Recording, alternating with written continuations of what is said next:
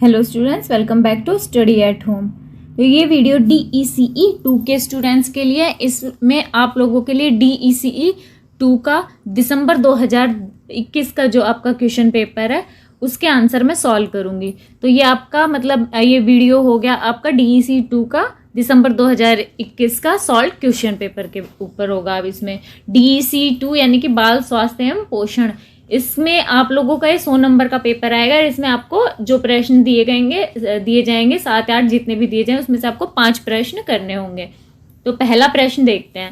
पहला प्रश्न है, कुपोषण शब्द का अर्थ स्पष्ट कीजिए। इसके दोनों रूपों का वर्णन कीजिए और प्रत्येक रूप का एक एक उदाहरण भी दीजिए। यानी कि हमें ये बताना है इसके अंदर कि कुपोषण क्या होता है और कुपोषण जो है उसके वो किस किस वजह से होता है, क्या होता है, उसकी परिभाषा क्या है, उसके कौन कौन से रूप होते हैं और दोनों रूपों का एक एक उदाहरण भी देना है हमें।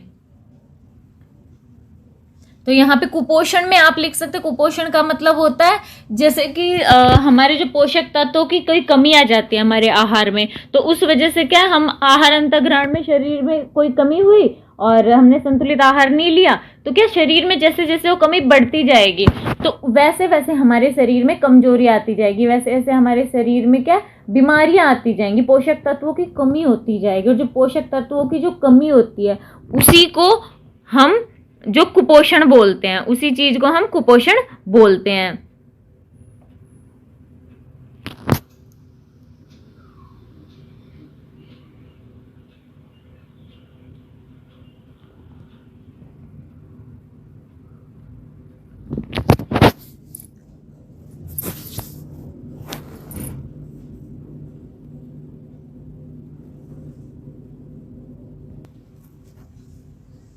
तो सबसे पहले हम देखेंगे कि कुपोषण क्या होता है। कुपोषण का मतलब हो गया कि हमारे शरीर में ना किसी पोषक तत्वों की जो कमी हो जाती है उसे हम ना कुपोषण कहते हैं। यानी कि शरीर में किन्हीं पोषक तत्वों की कमी हो जाए वो कुपोषण कहलाता है। हमारा पहला प्रश्न, कुपोषण शब्द का अर्थ स्पष्ट कीजिए। इसके दोनों रूपों का वर्णन कीजिए, प्रत्येक रूप का एक एक उदाहरण दीजिए। यानी कुपोषण बताना है और उसका अर्थ बताना है और उसके दो रूप कौन कौन से और एक एक उसका उदाहरण भी देना है। तो कुपोषण का मतलब हो जाता है जैसे हमारे शरीर में किन्हीं पोषक तत्वों की कमी के कारण जो विसंगतियां उत्पन्न होती है ना, वो कुपोषण कहलाता है। यानी कि कुपोषण के कारण हमारे शरीर में जो परिवर्तन, जो पोषक तत्व कमी के कारण जो शरीर में परिवर्तन आता है वो कुपोषण के रूप में हमें दृष्टिगत होता है, कुपोषण के रूप में हमें दिखाई देते हैं। तो कुपोषण शब्द का बेसिकली अर्थ हो गया कि जो कुपोषण जो शरीर है उसमें एक या एक से अधिक जो पोषक तत्व होते हैं उनकी या तो कमी हो जाए तो भी हमें कुपोषण है और अधिकता हो जाए तो भी कुपोषण। अब ऐसा नहीं है कि हमारे शरीर में विटामिन या प्रोटीन या फिर जो आयोडीन कोई भी चीज है उनकी कमी हो गई तो ही हम कुपोषित होंगे, नहीं, उनकी अधिकता भी हो जाएगी ना हमारे शरीर में तो भी हम कुपोषित हो सकते हैं। तो कुपोषण का मतलब होगा शरीर में एक या एक से अधिक पोषक तत्वों की कमी या अधिकता के कारण होने वाले परिवर्तन कुपोषण कहलाते हैं। यानी कुपोषण का मतलब हो गया कि हम संतुलित आहार नहीं लेंगे तो हमारे शरीर में सारी जरूरी चीजें नहीं जाएंगी, या फिर हम संतुलित आहार नहीं लेंगे, एक ही जो पोषक तत्व वो हमारे आहार में ज्यादा रहेगा तो वो शरीर में जमा होता जाएगा। तो ऐसी स्थिति को कुपोषण कह सकते हैं हम। तो ये कुपोषण हो गया। कुपोषण के दो रूप होते हैं, एक अल्प पोषण और एक अति पोषण। तो कुपोषण के दो रूप हैं, एक अति पोषण एक अल्प पोषण, और उनका एक एक उदाहरण के रूप में आप लिख सकते हो। अल्प पोषण जो होता है वो होता है प्रोटीन ऊर्जा कुपोषण। जैसे प्रोटीन ऊर्जा कुपोषण बीमारी है, क्वाशियोर कर लिख सकते हो आप, उसमें मरासमस लिख सकते हो। ये सारी बीमारी होती है, ये अल्प पोषण के अल्प पोषण जो होता है ना उसकी वजह से होते हैं। हमें अल्प पोषण का मतलब आप लिख सकते हैं कि जो हमारे शरीर है उसमें पोषक तत्वों की जो कमी होती है तो हमें अल्प पोषण, हमारे शरीर को पोषण नहीं मिल पाता है, शरीर को कम पोषण मिलता है, तो ये अल्प पोषण हो गया कुपोषण का एक रूप। जो अति पोषण होता है, अति पोषण में हमें हमारे शरीर में क्या पोषक तत्वों की मात्रा ज्यादा जम जाती है, जैसे चर्बी है, जैसे हमारे शरीर के अंदर क्या वसा की मात्रा ज्यादा जाती जाएगी तो वो वसा हमारे शरीर में एकत्रित हो जाती है। तो अब ऐसा थोड़ी हमें वसा चाहिए तो वसा हमारे खाने में ज्यादा जा रही है तो हमारे लिए फायदा कर रही है, नहीं, हमें जितनी चाहिए उतनी जा रही है तो फायदा कर रही है, लेकिन ज्यादा अगर वसा जाएगी तो हमारे शरीर में जमा हो जाएगी और वो चर्बी के रूप में एकत्रित होकर मोटापा कर देती है। मोटापे की वजह से और बहुत सारी बीमारियां होने लग जाती हैं। तो आप इसमें अतिपोषण है उसमें मोटापा लिख सकते हैं। हृदय संबंधी जो रोग होते हैं ना वो भी मोटापे के कारण या फिर अतिपोषण के कारण होने लग जाते हैं। तो ये उसमें एग्जाम्पल में लिख सकते हो। नेक्स्ट हमारा प्रश्न, उदाहरण देते हुए कुपोषण और संक्रमण के बीच अंतर संबंध का वर्णन कीजिए। कुपोषण का मतलब क्या है, संक्रमण का मतलब क्या है, पहले हमें वो पता होना चाहिए। तो कुपोषण हमने ऊपर पढ़ा कि शरीर में एक या एक से अधिक जो पोषक तत्व होते हैं उनकी कमी या अधिकता के कारण जो स्थिति उत्पन्न होती है वो हो गई कुपोषण। और संक्रमण क्या, संक्रमण हो गया इस कुपोषण के कारण क्या हमारे शरीर की रोग प्रतिरोधक क्षमता कमजोर हो जाती है और उस वजह से हमारे शरीर में जल्दी बीमारियां पकड़ लेते हैं हमारे शरीर को, तो वो संक्रमण हो जाता है। तो जो कुपोषण और संक्रमण है भारतीय बच्चों में लगभग साथ साथ देखने को मिलता है। यह बच्चे की बीमारी से लड़ने की शक्ति को कम कर देता है, कुपोषण व संक्रमण की ओर ले जाता है। दूसरी तरफ संक्रमण जब बच्चे को होगा तो उसे भूख कम लगेगी, खाना कम खाएगा। इस वजह से क्या है वो जो शरीर के अंदर क्या खाने पीने के द्वारा जो भी आहार के अंतर्गत जो भी उसे पोषक तत्व चाहिए वो कम जाएंगे, इस वजह से वो फिर से कुपोषित हो सकता है। तो संक्रमण और कुपोषण मिलकर एक दुष्चक्र का रूप धारण कर लेते हैं, यानी कि आपस में कुपोषण और संक्रमण बच्चे को जाए ना तो बहुत भयंकर स्थिति हो जाती है। बच्चे को संक्रमण बच्चे को कुपोषित कर देता है और कुपोषित बच्चा संक्रमित आसानी से हो जाता है। यानी कि ये एक ऐसा दुष्चक्र है जो बच्चे के लिए भयावह स्थिति उत्पन्न कर सकता है। हमारे देश में जो छोटे बच्चे होते हैं लगभग 6 वर्ष तक के, 0 से 6 वर्ष तक के, उनमें प्रोटीन ऊर्जा कुपोषण अतिसार ये दोनों कभी कभी होने लग जाते हैं और कभी कभी ये दोनों साथ भी हो जाते हैं। दोनों साथ ये जो दोनों स्थिति है ना एक साथ हो जाएंगे तो और भी गंभीर हो जाती है, बच्चा ज्यादा बीमार हो सकता है। संक्रमण और कुपोषण है वो एक दूसरे के ऊपर इस तरह से प्रभाव डालते हैं कि ये इतना ज्यादा बच्चे के शरीर को प्रभावित कर देते हैं कि बच्चे की मृत्यु भी हो जाती है। जो गरीब समुदाय के लोग हैं ना उनमें मृत्यु दर भी इस कुपोषण और संक्रमण के कारण काफी ज्यादा है। इसलिए जगह जगह पे क्या हमारे देश में पोषण संबंधित कार्यक्रम चलाए जा रहे हैं। अब संक्रमण और कुपोषण एक दूसरे पर कैसे प्रभाव डालता है उदाहरण के साथ हमें बताना है। तो जो कुपोषण है, कुपोषण संक्रमण को कैसे प्रभावित करता है, वो क्या करता है, प्रतिरक्षी के निर्माण में कमी, यानी कि जो हमारी एंटीबॉडी है हमारे शरीर की एंटीबॉडी बनाने में, वो एंटीबॉडी जो शरीर बनाता है उस चीज को कम कर देता है। तो हमारे शरीर में एंटीबॉडी नहीं बन पाएगी, रोग प्रतिरोधक क्षमता ज्यादा नहीं हो पाएगी, तो इस वजह से हम बार बार बीमार हो सकते हैं। सुपोषित सामान्य बच्चे जो होते हैं ना उन्हें संक्रमण होने का खतरा कम रहता है, लेकिन जो भी बच्चे कुपोषित हैं तो वो कुपोषित बच्चे का शरीर जो होता है ना बार बार संक्रमित हो जाता है, उनके शरीर में एंटीबॉडी कम बनती है, कम बनने के कारण वो शरीर बार बार बीमारियों को पकड़ लेता है, तो वो प्रतिरक्षी के निर्माण में कमी होती है बच्चे के शरीर पे।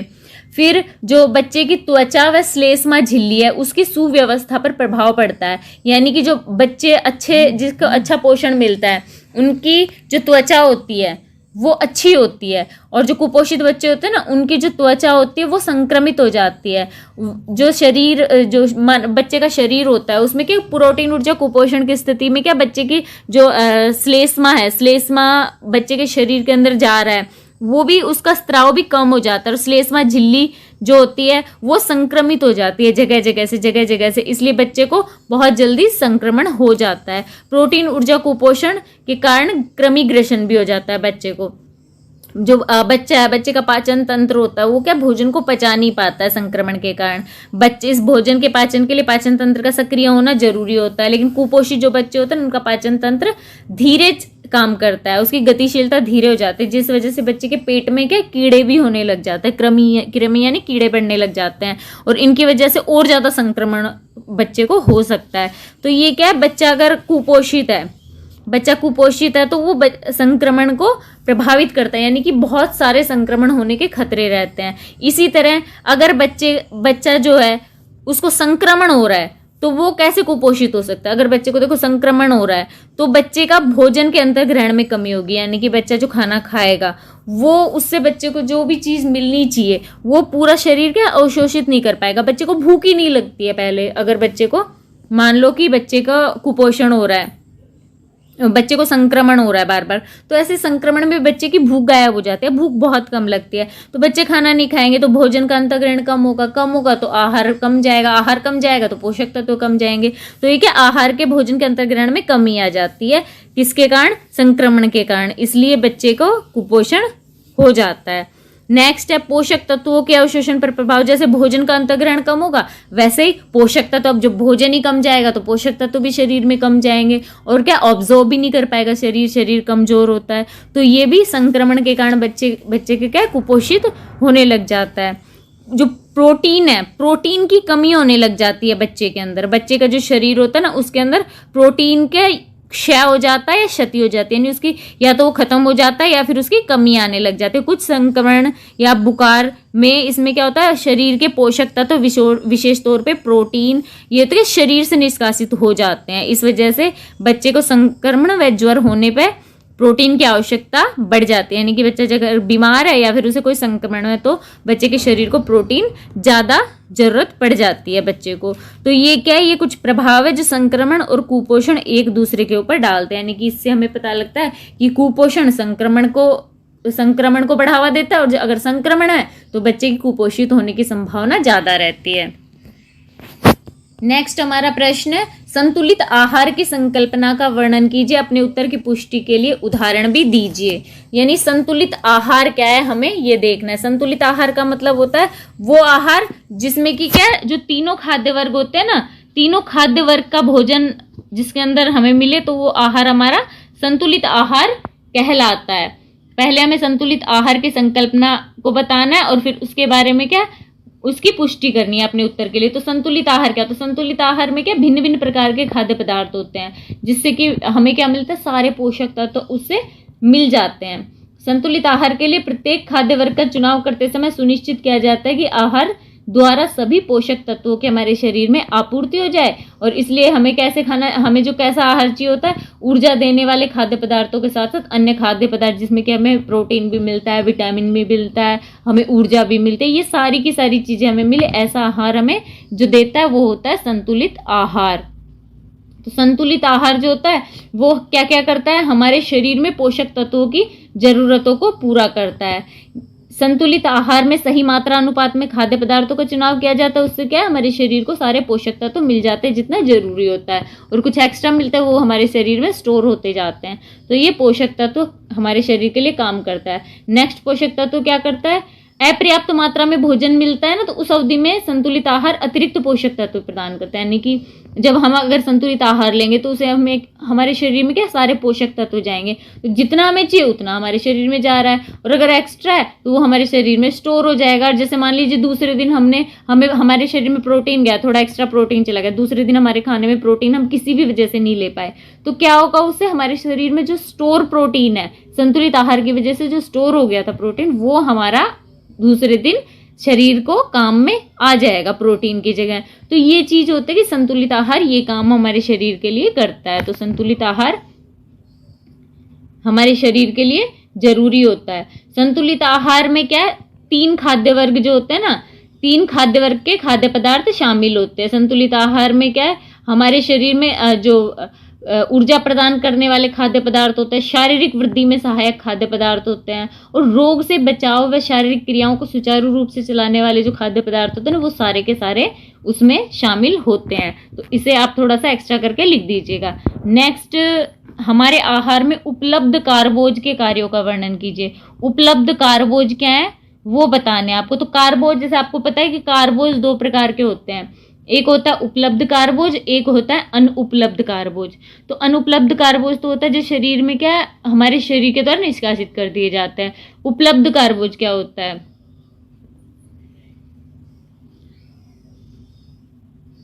उपलब्ध कार्बोज, पहले तो हम कार्बोज देखेंगे। तो कार्बोज क्या होता है, कार्बोज होता है, कार्बोज मुख्य रूप से कार्बन होता है, कार्बनिक यौगिकों का समूह होता है जो मुख्य रूप से 3 तत्वों कौन कौन से, कार्बन, ऑक्सीजन व हाइड्रोजन से मिलकर कार्बोज बनता है। कार्बोज एक वनस्पति जगत के जो खाद्य पदार्थ होते हैं उनमें हमें ज्यादा मिलता है, जो वनस्पतियों से, यानी कि जो हमारे साग सब्जी होते हैं ना उनसे हमें ज्यादा मिलता है कार्बोज।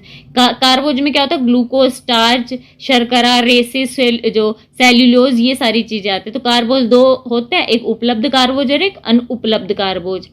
तो हमारे शरीर में 2 कार्बोज होते हैं, तो हमें इसमें हमारे इस आंसर में हमें उपलब्ध कार्बोज के बारे में लिखना है, अनुपलब्ध के बारे में नहीं लिखना है। उपलब्ध कार्बोज वे होते हैं, वे कार्बोज जो पाचन तंत्र द्वारा पचा लिए जाते हैं और शरीर में अपने कार्य जो होते हैं ना वो कार्य के लिए उपलब्ध होते हैं, यानी कि शरीर पचा लेता है और शरीर के अंदर जब जरूरत होती है कार्बोज की तो उपलब्ध होते हैं, इसलिए इन्हें उपलब्ध कार्बोज कहते हैं। उपलब्ध कार्बोज होते हैं वो कौन कौन से होते हैं? शर्करा व स्टार्च होते हैं, जो कि हमें अनाज, मोटे अनाज होते हैं, फल से, जड़ कंदमूल, मीठी चीजें जैसे चीनी, गुड़, इन चीजों से हमें मिलते हैं, जो कि हमारे शरीर को ऊर्जा प्रदान करते हैं। अब इसका उपलब्ध कार्बोज के कार्य बताने हैं हमें, कार्य क्या क्या? तो इसके कार्य ऊर्जा प्रदान करना, प्रोटीन को अन्य कार्य के लिए मुक्त करना, कैल्शियम के अवशोषण में सहायता, वसा जो होती है वसा के उपयोग में सहायता करते हैं, पाचन संस्थान को स्वस्थ बनाए रखते हैं, रोग से सुरक्षा करते हैं और भोजन को स्वाद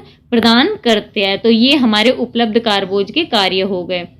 नेक्स्ट हमारा प्रश्न है, वे कौन से पोषक तत्व हैं जिनकी जरूरतें गर्भावस्था के दौरान बढ़ जाती है और प्रत्येक पोषक तत्व की बढ़ी हुई जरूरत का विशिष्ट कारण भी बताइए।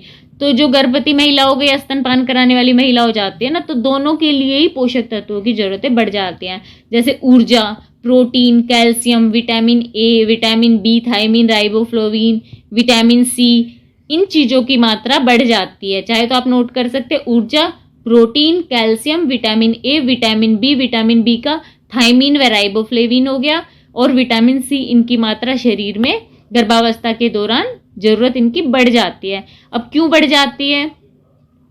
क्योंकि क्या शरीर को उस टाइम जरूरत ज्यादा पड़ती है बच्चे के लिए, शरीर के जो माँ जो भी खाती है उस टाइम, तो उसका क्या उसके माँ के शरीर के द्वारा ही बच्चे को उसका पोषण जा रहा होता है, इसलिए बच्चा जो होता है ना उसके लिए भी माँ को ही खाना पड़ता है, और जो पोषक तत्व माँ खाएगी उससे माँ के शरीर की जरूरतें पूरी हो पाएंगी, और जो बच्चे को चाहिए उसके लिए तो माँ को एक्स्ट्रा थोड़ा सा खाना पड़ेगा। अब एक्स्ट्रा का मतलब ये नहीं कि खाना ज्यादा खाए, नहीं, पोषक तत्व ज्यादा होने चाहिए खाने में, तो इसलिए इनकी जो मात्रा होती है ना ज्यादा जरूरत पड़ती है गर्भावस्था के दौरान। स्तनपान कराने वाली महिला के लिए दोपहर के संतुलित आहार की व्यंजन सूची बनाइए। व्यंजन सूची में वर्णित प्रत्येक खाद्य पदार्थ से मिलने वाले पोषक तत्व बताइए। हम इस तरह से संतुलित आहार की सूची बना सकते हैं और उससे मिलने वाले पोषक तत्व कौन कौन से होते हैं ये देख सकते हैं। तो जो मेन्यू, इसमें खाद्य पदार्थ है, आहार के लिए जो खाद्य सामग्री या खाद्य पदार्थ क्या क्या, और मेन्यू। तो मेन्यू इसमें मैंने लास्ट में लिख दिया था, मेन्यू आप पहले लिख दीजिएगा, मेन्यू हमें क्या क्या बनाना है, या ऊपर लिख दीजिएगा कि क्या क्या बनेगा। चावल बनेंगे, चपाती, दाल बनेगी, मिक्स सब्जी बनेगी, मटर पनीर की सब्जी, प्लेन कस्टर्ड, चीनी मिला हुआ दूध पी लेगा, या तो प्लेन कस्टर्ड हम दे सकते हैं या फिर जो दूध होता है ना चीनी डाल के वो दे सकते हैं। तो ये आप पहले लिख दीजिएगा मेन्यू, फिर उसके बाद लिख दीजिएगा कि खाद्य पदार्थ कौन कौन से और खाद्य सामग्री कितनी कितनी होनी चाहिए। अनाज कितना होना चाहिए? 60 ग्राम होना चाहिए। आटा रहेगा लगभग चौथाई कप, और चौथाई कप चावल लगभग। तो ये एक ऐसा कि 60 ग्राम इतना होता है, इस वजह से कप या चम्मच इसमें बताया गया है, तो आप ग्राम में लिख लीजिएगा तो भी चलेगा। 60 ग्राम। चीनी गुड़ कितना होना चाहिए? 10 ग्राम। वसा व तेल 10 ग्राम। दूध 250 ml होना चाहिए। दाल 15 ग्राम। हरी पत्तेदार सब्जियां 100 ग्राम, मिक्स हो तो भी चलेगा। और कुछ अन्य सब्जियां, क्योंकि हमने मिक्स वेज लिखा है ना ऊपर, तो कुछ और सब्जियां, हरी पत्तेदार सब्जियों के अलावा कुछ अन्य सब्जियां। ये हमारा मेन्यू हो जाएगा। ये हमारा होता है ना, हमने सूची बना दी है दोपहर के व्यंजन की सूची। अब इनसे क्या क्या मिल रहा है? तो चीनी गुड़ से देखिए हमें ऊर्जा, शर्करा मिल रही है चीनी और गुड़ से। अनाज से हमें ऊर्जा मिल रही है। वसा व तेल से, वसा या तेल से हमें वसा भी मिल रही है। और दूध हो गया, उससे हमें प्रोटीन मिल रहा है। दालों से हमें प्रोटीन मिल रहा है। दूध से हमें विटामिन भी मिलेगा। हरी पत्तेदार सब्जियां तो उनसे हमें विटामिन भी मिलेंगे, प्रोटीन भी मिलेंगे। पनीर रहेगा, पनीर अगर रहा तो उससे भी हमारे शरीर को विटामिन मिलेगा और उससे हमारे शरीर को प्रोटीन भी मिलेगा। तो ये सारी चीज आप इसमें लिख दीजिएगा कि अनाज से हमें क्या मिलेगा, चीनी गुड़ से क्या मिलेगा, वसा से क्या मिलेगा, दूध से क्या मिलेगा, ये सारी चीज लिख दीजिएगा। मसाले वगैरह जैसे हम नमक डालेंगे तो उससे शरीर को क्या आयोडीन वगैरह भी मिलेगा, ये चीजें आप लिख सकते हैं उसके अंदर। हमारा प्रश्न संख्या 4 है कि मूल मिश्रण क्या होता है, मूल मिश्रण समझाइए, 2 उदाहरण भी दीजिए। मूल मिश्रण का मतलब हो गया, एक होता मूल मिश्रण, एक होता बहुमिश्रण। तो बहुमिश्रण में बहुत सारी चीजें, सामग्री होती है ना, वो मिला के कुछ खाना बनाया जाता है। और मूल मिश्रण में 1 या 2 सामग्रियां होती हैं, बस उसी से बच्चे के लिए आहार बनाया जाता है। तो मूल मिश्रण में का मतलब होता है एक या दो, ज्यादा से ज्यादा बस वो सामग्री होते हैं उनसे बनाया गया आहार मूल मिश्रण होता है। यानी कि जैसे साबुत अनाज हो गए, दाल हो गई, उससे बना हुआ दलिया हो गया, वो चीजें मूल मिश्रण होती हैं। दो उदाहरण मूल मिश्रण का आप उदाहरण लिख सकते हो, खिचड़ी लिख सकते हो और दलिया लिख सकते हो। खिचड़ी में क्या दाल चावल की जरूरत पड़ती है ज्यादा, और अगर उसको जैसे क्या सब्जी वगैरह ये बनाते हैं तो हमें ऑप्शनल होता है, मेनली दाल और चावल होता है मेन, उसमें वो खिचड़ी बनती है। दो इंग्रेडिएंट्स होते हैं ना, दो, उसमें हमें बस दो ही चीजें चाहिए होती है, दाल चावल मेन होता है, दाल चावल उबाल कर खिचड़ी बनती है। नेक्स्ट दलिया होता है, दलिये में भी मेन दलिया ही एक होता है, उसमें हमें और चीजें क्या हमारी ऑप्शनल होती है, हम डाले ना डाले, बाकी दलिया जरूरी होता है, बस हल्का घी में भुना और फिर उसे उबाल लेते हैं। ऐसे ही खिचड़ी में भी दाल और चावल को हम थोड़ा सा तड़का लगाते हैं घी का और वो हमारी खिचड़ी बन जाती है उबाल के। तो ऐसे ये मूल मिश्रण हो गए, इसके दो उदाहरण हो गए। प्रश्न चौथे का है 2 वर्षीय सुनीता सक्रिय बालिका है, उसके लिए आहार की योजना बनाते समय ध्यान में रखने योग्य किन्हीं 5 महत्वपूर्ण बातों को सूचीबद्ध कीजिए। यानी कि हमें ये देखना है कि अगर बेसिकली हमें ये देखना है कि 2 वर्ष का जो बच्चा है उसके लिए हम आहार की योजना जो बनाएंगे तो किन 5 चीजों का ध्यान रखेंगे। तो बच्चे के लिए 2 वर्ष का बच्चा है तो हम ऐसा आहार चुनेंगे कि उसमें तीनों खाद्य वर्ग के पदार्थ शामिल हो, यानी कि वो संतुलित आहार होना चाहिए। बच्चे के लिए अधिक तेल मसाले मिर्च वाला खाना नहीं बनाएंगे, अधिक जो सुवास यानी कि जिसमें गंध ज्यादा होती है जिस भोजन में, वो नहीं बनाएंगे। छोटे बच्चों को ऐसा खाना देंगे जो कि वो अपने हाथ में पकड़कर खुद से खा सके, जैसे सेब या फल के टुकड़े, सब्जी के बड़े टुकड़े वो देंगे, बच्चा हाथ में पकड़कर खुद से खा लेगा। बच्चे की पसंद नापसंद का ध्यान रखेंगे क्योंकि बच्चों को हेल्दी खाना हमेशा बोरिंग ही लगता है, तो हमें ये भी ध्यान रखना है कि बच्चों को क्या खाना पसंद है, क्या खाना पसंद नहीं है, तो वो चीजें हमें ध्यान रखनी है। ध्यान रखना है कि ऐसा खाना दे जो सेहतमंद भी हो और रुचिकर भी लगे, तो उसे रंग बिरंगा खाना बनाकर दे सकते हैं ताकि उसे आकर्षक लगे। बच्चे को नरम व हल्का आसानी से खाया जाने वाला व सुपाच्य यानी कि आराम से पचने वाला भोजन देंगे। जो कुछ चीजें ध्यान रखेंगे हम 2 वर्ष के बालक के लिए आहार योजना बनाते समय। नेक्स्ट हमारा प्रश्न है शिशुओं को बीमारी के दौरान व उसके पश्चात आहार देने के संबंध में 5 बातें बताएं। यानी कि अगर कोई बच्चा मान लो बीमार हो गया तो हमें ऐसी कौन सी बातें ध्यान रखनी है जिससे कि क्या बच्चे को आहार संबंधित कौन सी बातें याद रखनी है। तो बच्चों को आहार ऐसा दें, पहले तो मेनली ये याद रखना है हमें कि अब शिशु के आहार में कटौती नहीं करनी है। बच्चा छोटा है, दूध पी रहा है तो माँ का दूध भी नहीं छुड़वाना है, कि ऐसे रहता है ना कि अगर बच्चे को दस्त वगैरह लग जाते कि दूध नहीं पिलाना, नहीं ज़्यादा बच्चे को ज़्यादा पेट खराब होगा, ऐसा नहीं है। ये धारणा बदलनी होगी। बच्चे को जो स्तनपान करने वाले बच्चे हैं उनका स्तनपान जारी रखना है। शिशुओं का आहार जो होता है ना, आहार में कमी नहीं करनी। तरल पदार्थों का अंतःग्रहण बढ़ा देना चाहिए, यानी बच्चे को लिक्विड खाना देना चाहिए। तला भुना चिकना ज़्यादा मसाले वाला खाना बच्चे को नहीं देना चाहिए। बच्चे को ऐसा खाना दे जो हल्का सुपाच्य हो, क्योंकि बच्चे को क्या, बच्चा बीमार है तो हो सकता है पेट में संक्रमण हो, बच्चा पचा नहीं पाएगा। बच्चे के साथ जिद ना करे खाना खिलाते टाइम। बच्चे को जितनी भूख है थोड़ा थोड़ा खिलाएं, थोड़ी थोड़ी देर में खिलाएं। बच्चे को पतला खाना दे, बच्चे को जैसे दाल का पानी हो गया ये दे दे, खिचड़ी दे, दलिया दे, ये चीज़ें दे। खाना जब भी बनाए तो ताज़ा बनाए, फ्रेश खाना बनाए। बच्चों की जो दूध की बोतल, जो छोटे बच्चे तो दूध बोतल में पीते हैं, उनकी बोतल को पानी से क्या अच्छे से साफ करे, गर्म पानी से। तो ये कुछ बातें हैं जो बच्चे के लिए, बीमार बच्चे के लिए खाना बनाते समय या उसके आहार के समय हमें ध्यान में रखनी होती हैं। खाना जब भी बनाए फ्रेश चीज़ों से बनाए, ताज़ा चीज़ों से। पानी वगैरह जो होता है वो साफ ले, स्वच्छ पानी ले, और जो जगह होती है जहाँ खाना बनाते हैं वो भी सारी की सारी साफ सफाई का विशेष ध्यान रखें, क्योंकि क्या इन चीज़ों से भी बच्चे को संक्रमण बढ़ सकता है। तो ये चीज़ें हमें ध्यान रखनी है। नेक्स्ट हमारा प्रश्न है क्रेटीनता किस कारण होती है, यानी हमें बताना क्रेटीनता जो बीमारी है वो किस वजह से होती है, लक्षण होते हैं, लक्षण क्या होते हैं और इसकी रोकथाम कैसे कर सकते हैं। तो जो क्रेटीनता होते हैं वो आयोडीन की कमी से हमारे शरीर में होते हैं। क्रेटीनता किस वजह से होती है, हमारे शरीर में आयोडीन की कमी के कारण होती है। यह आयोडीन की कमी के कारण जो बीमारियां होती है उसका सबसे भयंकर रूप है। जो शिशु और बच्चों में आयोडीन की कमी से वे प्रतिकूल प्रभाव के कारण क्रेटीनता जो होती है वो बच्चों में होने लग जाती है। इससे क्या बच्चे के मस्तिष्क जो होता है ना उसके ऊपर ये प्रभाव डालती है, और ये भ्रूण में यानी कि गर्भ में पल रहा बच्चा था उसके ऊपर भी ये प्रभाव डालते हैं। यानी आयोडीन की कमी से हमारे शरीर में जो होते हैं ना गल ग्रंथि होती है, या फिर ऐसे कहते हैं थायराइड जो होता है वो हमारे शरीर में आयोडीन की कमी के कारण ये बीमारी होती है। इसके लक्षण और रोकथाम बतानी है हमें। लक्षण क्या है इसके, इसके लक्षण जो होते हैं वो है कि इसमें मस्तिष्क का विकास कम होता है, यानी कि जो मस्तिष्क होता है ना वो ढंग से विकसित नहीं होता, बच्चे की वृद्धि नहीं हो पाती है, बच्चे की बोलने व जो श्रवण शक्ति होती है उसमें भी कमी आती है, बच्चे का तंत्रिका तंत्र हो गया, शरीर का मांसपेशियां हो गई, उसके ऊपर वो हानिकारक प्रभाव डालती है, बच्चे को लकवा भी शरीर को हो सकता है। तो ये इसके लक्षण है। इसकी रोकथाम के लिए आयोडीन युक्त नमक का प्रयोग करें। सोडियम आयोडाइज व जो पोटेशियम आयोडाइज की ये गोलियां जो होती है ना वो प्रयोग में करनी है, वो ली जाए। आयोडीनीकृत तेल का, यानी कि जिस तेल के अंदर आयोडीन हो ना वो तेल का प्रयोग करें। तो ये इसके रोकथाम हो गई और इसके लक्षण हो गए। नेक्स्ट हमें बताना है कि निम्नलिखित पोषण संबंधी विसंगतियों की रोकथाम के लिए आहार संबंधी क्या सलाह देंगे। तो बेरी बेरी जो अगर बीमारी हो गई, पोषण संबंधी विसंगति हो गई तो क्या कौन सा आहार लेना चाहिए, और स्कर्वी नामक जो बीमारी होगी तो कौन सा आहार लेना चाहिए। तो बेरी बेरी नामक जो बीमारी है, तो बेरी बेरी नामक बीमारी जो होती है वो बेसिकली हमारे शरीर के अंदर विटामिन की कमी का, और कौन सा विटामिन, तो थायमिन विटामिन की कमी के कारण होता है।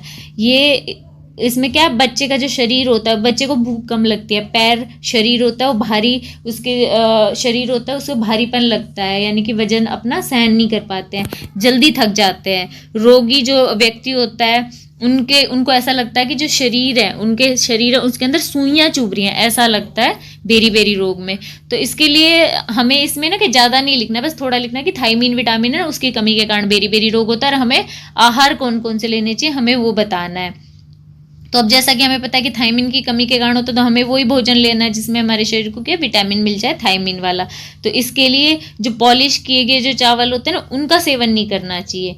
हाथ से कुटे हुए जो चावल होते हैं ना वो इसके लिए बेस्ट सोर्स होते हैं थायमीन का, क्योंकि चावल को जैसे साफ करते हैं, पॉलिश करते हैं ना, तो उसके ऊपर जो थायमीन की एक परत होती है चावल के ऊपर वो निकल जाती है, तो उस वजह से हमारे शरीर में थायमीन की कमी हो जाती है। इस वजह से क्या जो हाथ से कुटे हुए चावल होते हैं उनका प्रयोग ज़्यादा करना चाहिए, पॉलिश किए हुए जो चावल होते हैं उनकी जगह। दाल व अन्य थायमीन वाले जो आहार होते हैं उनको भी जो हमारा आहार होता है उसके अंदर शामिल करना चाहिए। हमारा जो पोषक आहार जो बनाएंगे हम उसके अंदर दाल और जो भी जो हमारे खाद्य पदार्थ हो गए अनाजों के जिनके अंदर थायमीन हो उन्हें भी हमें अपने खाने में शामिल करना होगा। ये जो खमीरीकृत जो फूड होता है वो हो गया, जो चावल हो गया, मोटे अनाज की जो बाहरी परत है उनमें हमें मिलता है, तो हमें ये चीज़ें लेनी चाहिए। खमीरीकृत का अर्थ हो गया जैसे हम इडली चावल बनाते हैं ना, तो इडली बनाते हैं चावल और दाल की, तो उसको पेस्ट को बना के और रख देते हैं एक दिन, फिर दूसरे दिन बनाते हैं तो उसको खमीरीकृत कर लेते हैं हम, तो ये खमीरीकृत होता है। ऐसे हम अपने भोजन के अंदर थायमीन की मात्रा बढ़ा सकते हैं। तो ऐसे ये आहार हम अपने शरीर के थायमीन के लिए ले सकते हैं बेरी बेरी रोग को दूर करने के लिए। नेक्स्ट स्कर्वी रोग जो होता है, स्कर्वी रोग वो विटामिन सी की कमी के कारण होता है। इसमें विटामिन सी शरीर में अगर कम हो जाएगा तो स्कर्वी नामक रोग हो सकता है। तो इसलिए हमें हमारे शरीर में ऐसे चीज़ें खानी होंगी जो विटामिन सी की कमी को पूरा कर पाए। विटामिन सी की गोली होती हैं वो दी जानी चाहिए, विटामिन सी की गोलियां खानी चाहिए। जो खाना होता है उसमें ऐसा नहीं है कि विटामिन सी का खाना खाया जाए उसी से ठीक हो जाएगा, साथ में गोली भी देना जरूरी होता है। अगर ज़्यादा स्थिति गंभीर हो जाए तो विटामिन सी का टिक्का आता है वो भी लगवाना जरूरी हो जाता है, और फिर विटामिन सी की गोली लेते रहना होता है। अमरूद, आंवला, नींबू और जो संतरा हो गया, ये खट्टे फल जो होते हैं, सिट्रस फल होते हैं, उनमें विटामिन सी की प्रचुर मात्रा होती है। आंवला सबसे अच्छा, इसका एक आंवला सबसे बड़ा सोर्स है विटामिन सी का, तो वो ले सकते हैं खाने में अंकुरित दाल, काले चने हो गए, ये भी विटामिन सी प्रदान करते हैं। इसके अलावा हमें क्या हरी सब्जियां लेनी चाहिए, और विटामिन से भरी हुई जो भी सब्जियां हैं, जो भी फल हो गए, हमें अपने आहार में शामिल करने चाहिए। उससे क्या है हम जो स्कर्वी नामक रोग है उससे बच सकते हैं। नेक्स्ट है ICDS कार्यक्रम के अंतर्गत प्रदान की जाने वाली 6 सेवाएं कौन सी हैं ये बताना है, और इन सबका इनके लाभार्थी कौन है ये बताने हैं। तो ICDS कार्यक्रम के अंतर्गत अनौपचारिक शाला पूर्व शिक्षा दी जाती है, यानी कि जो छोटे बच्चे होते हैं ना उनको शाला पूर्व शिक्षा दी जाती है। तो इसका आप लिख देंगे, इसके जो लाभार्थी हो गए वो जो होता है ना 0 से 6 साल तक के बच्चे होते हैं वो इसके अंतर्गत लिख देंगे, और इसके अंतर्गत आप वही लिख देंगे 0 से 6 साल तक के जो बच्चे होते हैं उनके लिए जो आंगनबाड़ी में सुविधाएं दी जाती है उसके बारे में लिख देंगे। दूसरा वहाँ पे पूरक पोषण, यानी कि आपने देखा होगा ना आंगनबाड़ी में छोटे बच्चों के लिए खाने पीने की व्यवस्था की जाती है, बच्चों को वहाँ पे दोपहर का भोजन दिया जाता है। तो वो उसके अंतर्गत लिख देंगे इसमें भी। और इस पूरक पोषण में क्या होता है, माताएं भी आती हैं, गर्भवती महिलाएं, स्तनपान कराने वाली महिलाएं, और साथ में जो छोटे बच्चे होते हैं जो वहां पे आर्य केंद्र में वो इसके लाभार्थी होते हैं। तीसरी सेवा होती है स्वास्थ्य जांच। तो स्वास्थ्य जांच की जो सेवा दी जाती है आईसीडीसी कार्यक्रम में, उसमें छोटे बच्चे हो गए 0 से 6 साल तक के, गर्भवती महिलाएं हो गई, स्तनपान कराने वाली महिलाएं हो गई, और जो लड़कियां जो होती है ना प्रजनन लायक लड़कियां हो जाती हैं, यानी कि जो बच्चियां हो गई 13 से, और फिर उससे बड़ी उम्र की जो लड़कियां हो गई, उन लड़कियों को भी इसका लाभार्थी माना जाता है। नेक्स्ट सेवाएं होगी संदर्भ सेवाएं, यानी कि स्वास्थ्य जांच वगैरह की जाती है, उससे संबंधित जो सेवाएं दी जाती है ना, वो इसके अंतर्गत भी महिलाएं हो गई, लड़कियां हो गई, और जो छोटे बच्चे हो गए, गर्भवती स्त्रियां और स्तनपान कराने वाली महिलाएं, आप इसमें लिख सकते हो। नेक्स्ट सेवाएं दी जाती है टीकाकरण। ये गर्भवती महिलाओं को और जो छोटे बच्चे होते हैं उनको दी जाती है। इन बच्चों को कि टीका लगाया जाता है, बच्चों को और माओं को जो भी टीके लगाए जाते हैं ना, वो इसमें सुविधा दी जाती है। नेक्स्ट है पोषण व स्वास्थ्य शिक्षा। पोषण व स्वास्थ्य के बारे में जो शिक्षा दी जाती है, ये भी वही सेम है, गर्भवती महिलाओं को बताया जाता है, और जो बच्चे होते हैं छोटे उनको भी बताया जाता है, स्तनपान कराने वाली महिलाएं, साथ में जो भी लड़कियां 13 साल से ऊपर की, उनको भी ये सुविधा दी जाती है। इनमें आप थोड़ा कुछ कुछ पॉइंट ऐड करके लिख दीजिएगा इस बारे में, क्योंकि ये सबको पता है कि आंगनबाड़ी में क्या क्या बताया जाता है, क्या क्या सुविधाएं दी जाती हैं। तो ये पॉइंटों को एक बार रिपीट कर देती हूँ। अनौपचारिक शाला पूर्व शिक्षा, पूरक पोषण, स्वास्थ्य जांच, संदर्भ सेवाएं, टीकाकरण, पोषण और स्वास्थ्य शिक्षा आदि। नेक्स्ट हमारा प्रश्न है, नेक्स्ट है बच्चे की शारीरिक वृद्धि की निगरानी करने के लिए आप बच्चे के वजन का उपयोग कैसे कर सकते हैं, वर्णन कीजिए। उत्तर को उदाहरणों के द्वारा स्पष्ट कीजिए। शारीरिक वृद्धि की निगरानी के लिए वजन का प्रयोग, यानी वजन का प्रयोग हम कैसे कर सकते हैं, यानी वजन के द्वारा हम कैसे जान सकते हैं कि बच्चे की शारीरिक वृद्धि सही हो रही है नहीं हो रही है। तो बच्चे की जो शारीरिक वृद्धि होती है उसकी निगरानी के लिए हम क्या, बच्चे का जो वजन होता है उसको किसी चीज पे नोट कर सकते हैं। नोट करने के जैसे वृद्धि चार्ट होता है, वृद्धि चार्ट के ऊपर हम बच्चे को उसकी उम्र के अकॉर्डिंग उसका वजन, लंबाई, वो सब हम उसके ऊपर नोट करते जाएंगे, और वजन के अनुसार हमें पता लग जाएगा कि भाई बच्चा इस एज का है, इतनी इसकी हाइट है, इतना इसका वजन। अगर इसका वजन इस हिसाब से सही है, मानक कहते हैं ना, मानक दर इतनी होनी चाहिए कि भाई 4 साल का बच्चा है तो इसका वजन इतना होना चाहिए, 6 साल का बच्चा है तो इसका वजन इतना होना चाहिए। अगर वो मानक दृष्टि से उसका वजन सही है तो हमें पता है कि बच्चा सही है। अगर कम है तो हमें पता लग जाएगा कि भाई बच्चे को शायद कुपोषण की समस्या है। बहुत ज़्यादा कम है तो भाई हमें ये पता लग जाएगा कि बच्चे को इलाज की जरूरत है। ज़्यादा है तो हमें पता, ये चीज़ हमें पता लग जाएगी कि बच्चे को ज़्यादा पोषण मिल रहा है, बच्चे को और बीमारियां हो सकती है ज़्यादा पोषण की वजह से, तो उसको उसका शरीर, उसको जो होता है पोषण संबंधी जरूरतों का हम ध्यान रख सकते हैं। ऐसे बच्चे के विकास के बारे में हम पता कर सकते हैं। आयु के अनुरूप भार, सामान्य रूप से प्रयोग की जाने वाली शरीर का जो आकार होता है ना, उसके बारे में जानने की हमारे क्या एक पद्धति है कि आयु के अनुसार भार सही है तो बच्चे का जो विकास होता है ना, सही हो रहा है, नहीं तो कम हो रहा है, नहीं तो ज्यादा हो रहा है, ये चीजें पता चल जाती हैं। और इसके लिए हम जिस चार्ट का प्रयोग करते हैं वो वृद्धि चार्ट होता है, तो इसके अंदर हम थोड़ा सा वृद्धि चार्ट भी लिख देंगे। तो उसके लिए अब क्या है, मैं डिस्क्रिप्शन बॉक्स में आप लोगों को अपनी प्लेलिस्ट का, DEC2 की प्लेलिस्ट का लिंक दे दूंगी, तो उसमें मैंने वृद्धि चार्ट के बारे में बताया हुआ है, तो वृद्धि चार्ट के बारे में आप देख लीजिएगा और इसमें थोड़ा सा ऐड कर दीजिएगा वृद्धि चार्ट का। तो ऐसे क्या बच्चे का वजन सही दिखेगा, तो वजन हमें पता रहेगा कि भाई हाँ, हम बच्चा जो खा रहा है पी रहा है, बच्चे का शरीर सही है, तो वो चीज़ें हम इसमें लिख सकते हैं कि वजन से बच्चे की शारीरिक वृद्धि की निगरानी किस तरह से रख सकते हैं।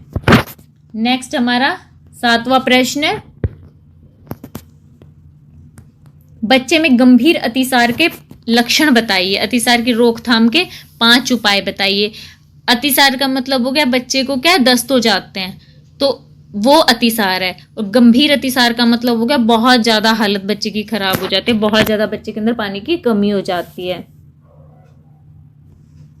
तो अतिसार होता है। अतिसार या दस्त जो होता है ना, बच्चों की आंत में होने वाला एक संक्रमण है। इसमें बच्चे को फूड पॉइजनिंग हो जाती है, बच्चे को बार बार दस्त आते रहता है, इस वजह से बच्चे का शरीर कमजोर हो जाता है।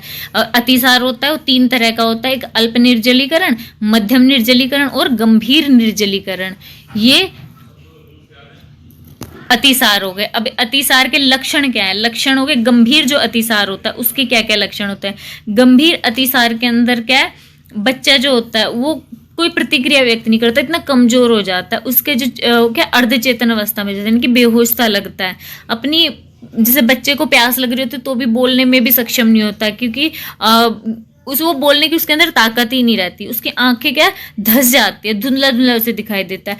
त्वचा जो होती है वो लचीली नहीं रहती, त्वचा झुर्रियां हो जाती है, त्वचा में शुष्क हो जाते हैं, त्वचा के लचीलेपन में गंभीर रूप से कमी आ जाती है, बहुत ज्यादा सूख जाता है, उसका जीभ और मुंह होता है बहुत ज्यादा सूख जाता है, हाथ पांव उसके चिपचिपे और ठंडे रहते हैं, और जो उसकी नब जो होते हैं, नसें होते हैं, बहुत तेज गति से चलते हैं या फिर बहुत धीमी गति से चलते हैं कि हमें पता ही ना चले, महसूस ही ना हो। और जो बच्चा होता है उसको 12 से 14 घंटे तक पेशाब ही नहीं आता, यानी शरीर में इतनी पानी की कमी हो जाती है, कोई बाथरूम भी उसको 12 से 14 घंटे तक लगभग नहीं आता है। जहाँ सांस होती है वो गहरी, ऐसे लगता है घर घर घर घर करके ऐसे आवाज आ रही है। बच्चे का वजन जो होता है वो 10 से 15% तक कम हो जाता है लगभग। और जो उसकी जो बच्चे होते हैं उसकी आंखें होती है बहुत ज़्यादा धसी हुई लगती है, काली काली लगने लग जाती हैं, यानी कि कुल मिला के बच्चे की स्थिति बहुत ज़्यादा खराब हो जाती है। ये इसके लक्षण होते हैं। और इसके अतिसार को रोकने के 5 उपाय कौन कौन से होते हैं। बच्चे को गंभीर अतिसार हो जाए तो हम क्या करेंगे, सबसे पहले बच्चे को जितना हो सके बच्चे को पानी देंगे, यानी कि जो लिक्विड चीज होती है ना वो देंगे बच्चे को। बच्चे को पोषक व संतुलित आहार खिलाएंगे। सुपोषित बच्चे क्या रहेगा, ज्यादा ताकतवर होता है। बच्चे को जो होता है ना ताजा खाना देंगे, जो भी खाना देंगे ताजा देंगे। अगर बच्चा छोटा है, दूध पी रहा है, माँ का दूध पी रहा है, तो इन भ्रांतियों में नहीं आना कि माँ का दूध देना बंद कर देना चाहिए, नहीं ऐसा नहीं देना है। माँ को दूध क्या लगातार पिलाते रहना चाहिए माँ को। और जो बच्चा होता है उसको जिस वातावरण में हम रखेंगे वो वातावरण शुद्ध होना चाहिए, साफ होना चाहिए। बच्चे का खाना पीना जो होता है वो शुद्ध होना चाहिए। बासी खाना हो गया और जो कहते हैं संक्रमित खाना पीना हो गया वो बच्चे को बिल्कुल नहीं देना चाहिए। जो अगर बच्चे को जैसे बच्चे का जो अपशिष्ट होता है, यानी बच्चा दस्त कर रहा है जगह जगह, वो इधर उधर नहीं डालना चाहिए, वो सब अच्छे से साफ सफाई करके रखनी चाहिए। बच्चे की भी अच्छे से साफ सफाई रखनी चाहिए, ऐसे नहीं कि बच्चा गंदा संदा रह रहा है, ऐसे नहीं रखना चाहिए। तो ये चीजें हम ध्यान में रख सकते हैं। अगर बच्चा है उसको दूध पिला रहे हैं, छोटा बच्चा है बोतल से दूध पिला रहे हैं, तो उसकी जो बोतल होती है उसको साफ रखना चाहिए, बिल्कुल साफ रखेंगे, गर्म पानी से उबाल सकते हैं। तो ये चीजें ध्यान में रख सकते हैं हम अतिसार को रोकने के लिए। नेक्स्ट है टांग की हड्डी टूट जाने पर प्रदान की जाने वाली जो सुविधा, जो प्राथमिक चिकित्सा होती है वो कौन कौन सी है। पैर की हड्डी जब बच्चे की टूट जाए तो उसके लिए क्या कर सकते हैं कि बच्चे के जैसे हड्डी टूटेगी ना तो सीधी चोट लग सकती है। बच्चा अगर जैसे गिर जाए कहीं से तो चोट लग जाती है, जोर से चोट लगी और हो सकता है वो चोट हमें पता ना लगे लेकिन बहुत तेज हो, तो क्या हाथ पैर की हड्डी टूट सकती है। टूटी हुई हड्डी क्या क्या ध्यान में रखना है हमें, क्या बच्चे की जो हड्डी होती है उसकी मालिश नहीं करनी होती है। ऐसे नहीं है कि हम रगड़ने लग जाएं उस हड्डी को जोड़ने के लिए। बच्चों को खड़ा भी नहीं करना चाहिए, बच्चों की खड़ा करने की कोशिश नहीं करनी चाहिए। पैर को किसी लकड़ी के तख्ते से सीधा करके बांध दें। दर्द ज्यादा हो बच्चे को तो जैसे होता है ना कि बच्चे को हमें लग रहा है कि ना बाहर से तो कुछ दिखाई नहीं दे रहा, हड्डी बहुत ज्यादा टूट जाती है, अंदर से बहुत दर्द होता है बच्चे को। अगर बच्चा के दर्द बहुत ज्यादा है तो बच्चे की पैर को क्या सीधे तख्ते से बांध दें, और पैर बांधने के बाद दर्द है तो उसे एक पैरासीटामोल की गोली दे दे। बाहर की ओर निकली, अगर हड्डी बाहर की ओर निकल जाती है तो उसे अंदर नहीं धकेलना। बेहोश हो जाने पर बच्चे को आरामदायक स्थिति में लाने के लिए पूरे शरीर के अंगों को एक साथ पकड़कर सीधा लिटा कर रखें। यानी कि ऐसा नहीं कि बच्चे को सिर के बल खींच लिया, पैर के बल उठा लिया, ऐसा नहीं है। बच्चे को पूरा का पूरा सीधा का सीधा उठाने की कोशिश करें, क्योंकि ये पैर एक तो शरीर आरामदायक स्थिति में रहेगा, पैर मुड़ेगा नहीं, उससे बच्चे की जो हड्डी टूटी है वो इधर उधर हिलेगी डुलेगी नहीं। और जिस स्थिति में बच्चा है ऐसे कैसे पैर को सीधा बांध के तुरंत डॉक्टर के पास अस्पताल में लेके जाना चाहिए, घर पे इसका इलाज करने की कोशिश नहीं करनी चाहिए। तो ये पैर की हड्डी टूटने पे प्रदान की जाने वाली प्राथमिक चिकित्सा हो जाएगी। आंख के किसी एक रोग के संक्रमण जो होता है ना, रोग हो गया उसके लक्षण का वर्णन कीजिए। तो आंख में क्या कई तरह के संक्रमण हो सकते हैं, जैसे रोहे हो गया, बिल्नी हो गया, तो इनके किसी एक संक्रमण का लक्षण बताना है। रोहे हो गया, बिल्ली हो गई, आंख के संक्रमण होते हैं। जो बिल्नी होता है, बिल्नी आंख की एक संक्रामक बीमारी है। बिल्नी क्या होता है, आंख की पलक या जो नीचे के भाग पे क्या है वहां पे एक लाल रंग की सूजन से आ जाती है, जो बिल्नी नामक बीमारी होती है। ये जीवाणुओं के कारण होती है। और इसके लक्षण क्या होते हैं? इसमें काफी दर्द होता है, लाल रंग की छोटी सी सूजन आ जाती है, फुंसी सी लगती है, इसमें दर्द होता है, कभी कभी सूजन फट जाती है, मवाद भी निकलता है, मवाद जब निकल जाती है तो इसको क्या दर्द में कमी आ जाती है। तो ये बिल्ली के लक्षण होते हैं, हमें पता लग जाता है कि ये बिल्ली नामक बीमारी लगती है। बिल्ली के बार बार हो सकते हैं, ऐसा नहीं कि एक बार ही हो, बिल्ली एक बार हो गई फिर उस व्यक्ति को दोबारा भी हो सकती है। तो ये आंख से संबंधित एक संक्रमण हो गया। तो यहाँ पे हमारे DECE 2 का जो पेपर है पूरा हमने इसमें सॉल्व कर लिया है। इंपॉर्टेंट प्रश्न DECE 1, 2, 3 तीनों के इंपॉर्टेंट प्रश्न या फिर जो इनकी वीडियो की जो प्लेलिस्ट है DECE 1, 2, 3 की, मैं उसकी प्लेलिस्ट का लिंक डिस्क्रिप्शन बॉक्स में डाल दूंगी, तो आप उसमें से चेकआउट कर सकते हैं। वीडियो अगर आप लोगों के लिए यूजफुल रहा हो तो प्लीज़ चैनल को लाइक एंड सब्सक्राइब जरूर कर दीजिएगा। मिलते हैं अगले वीडियो में कुछ नई इन्फॉर्मेशन के साथ।